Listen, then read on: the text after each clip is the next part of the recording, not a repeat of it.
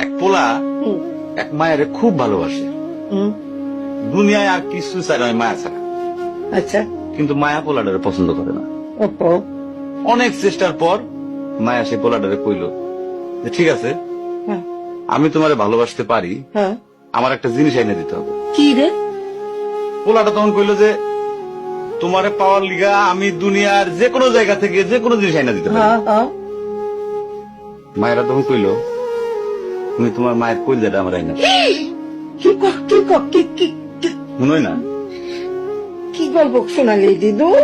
পোলা তখন দৌড়াইতে দৌড়াইতে তার মায়ের কাছে গেল, হ্যাঁ, মারে যায় কইল হ্যাঁ, মা আমি একটা মায়ের ভালোবাসছি, আমি তার ছাড়া বাঁচিনি, হ্যাঁ, কিন্তু ওই মায়া আমার একটা জিনিস নিয়ে যাইতে কইছে, সেটা হলো তোমার কলিজা।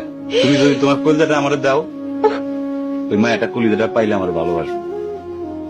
মা তখন কইল তুই আমার একমাত্র বুকের ধন, তোর সুখের জন্য আমি সবকিছু করতে পারবো।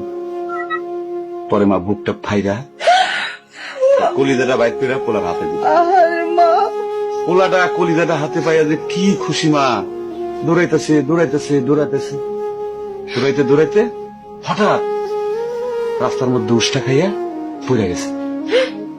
হাতের কলিজাটা হাতের থেকে সুইটা রাস্তার মধ্যে পড়ছে। তখন মায়ের কলিজাটা কইতেছে ব্যথা পাইছো বাজান? কেন? কোন মায়া যদি এইরকম কয়, সেই মায়ের আমি, আমার মনে হয় জগতের সব মায়ে একরকম, আমি পারো না মা, আমি তোমার ছাড়া আমি থাকতে পারবো না মা।